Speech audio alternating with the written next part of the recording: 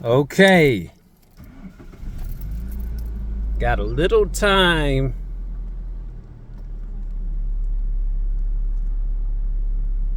Hopefully, you guys can hear me.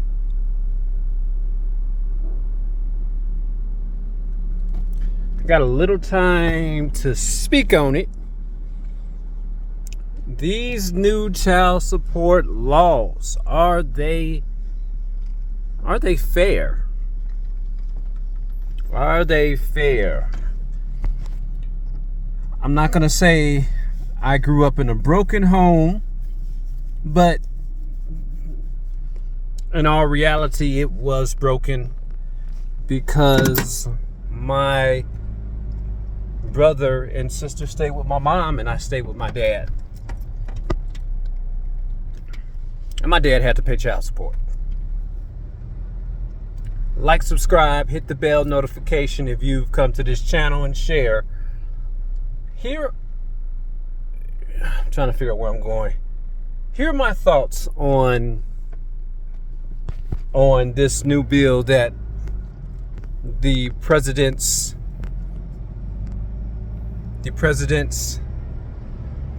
cabinet or team, along with the president, that they're attempting to enforce. Fathers, and I'm gonna say the parent that is paying the child support. A lot of people like to think that child support is only geared towards fathers. You know, if you're a father and you're keeping the child, you can, and the mother is doing what she do and she is gainfully employed, you can seek child support from her first. Not first, but also. I like to say that there are a lot of fathers that are paying child support and they want the best for their children. There are a lot of fathers that aren't paying child support. You know, and I've got to say fathers, because that is the majority of people that pay child support. You know, there are those that don't even support their children. You have the mother and the grandmother and the family helping raise that child. To those fathers, yes, there needs to be a state sanctioned or court order decree that you will pay child support. You're going to come take care of this child. You got to go back to the history of child support. You got to go back to the history of child support, beginning in, I'm thinking probably it goes back to further than the 19th century. England, Europe, where you had mothers that needed assistance from the state. Because there was no father at home. And the state that was providing the assistance, the burden was on the state. The burden was on the state, welfare. It's not a black or white thing. This is it's time to pay the piper, or it's time to put this burden on somebody else. Child support at its present day, that is what it is. Where you don't have the state directly coming in and giving your child money. So they leave that burden up to the father in the means of child support. Attacking his wages. We're going to take this and supposedly give it to your child.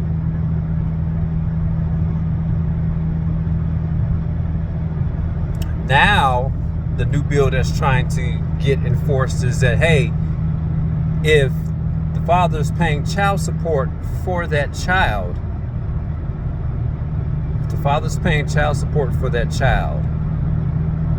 he should have the right to claim that child on his income tax. That sounds like a win-win. That to me sounds like a win-win. There are a lot of things. Now keep this in mind, child support has evolved all the way from England to this present day. Child support is constantly evolving. That sounds like a win-win. Now keep this in mind, I know mothers personally that choose not to get the courts involved. They don't take the man to court for child support for whatever reason. And those mothers should be applauded. Those mothers should be applauded, where they decide to work it out with the man instead of having the state come in and, instead of them working it out with the state to get money into that household. Oh man, this is a tough subject. It's a tough subject because when you hear about some child support laws of these celebrities, well, this woman deserves $50,000 a month in child support. You'll hear those cases. And it should make you women mad who are on child support, and it probably does, that, for the average majority of working class citizens, that's not the case. I mean, $50,000 a month, that's a year's salary for a grown person supporting children in America. There's a lot of things that have got to change about child support. And I believe this step where, you get to claim them at the end of the year.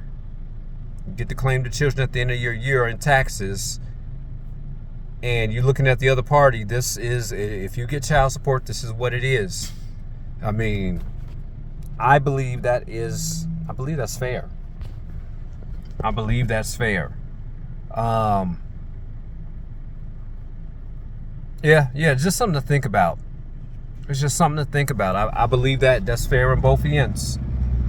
Hey, if this man is paying child support for all of his children, he should get to claim all of these children on his income tax returns. And to make it on the fair side, I believe they may work it out this way. They'll probably add up the deductions of each child, and maybe they're going to make it beneficial for both parties. They're going to, because what they don't want in courts are these battles going back and forth. Keep this in mind. I hope society still works in the best interest of the child. So, hey, it's like say I don't know the math about how child support is calculated, but say, for example, he's paying $500. Hold on, we got some cops right here. What's going on here? Wow, they're just pulling people over everywhere. Anyway, say if he's paying $500 a month for child support. He's paying $500 a month for child support. Maybe he gets to claim, if this woman has 3 kids, he gets to claim 50% of what she would get back. That would be fair if she gets to claim 50%.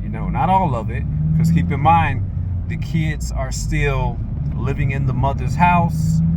They're still, the burden is still greater on whoever the child is with. So I hope they make it fair. It sounds fair, but at the same time, I hope they make it beneficial for both parties, where both of them can be like, okay, that sounds fair. You pay child support each month. At the end of the year, I don't know if they're going to make a deduction for it, but say if the woman is claiming all 3 kids, okay, you don't get 100% of this money for each kid. You only get 50%, and the other 50% goes to the husband or not the husband, the father of the child. That actually sounds fair. Let me know what you guys think in the comment section.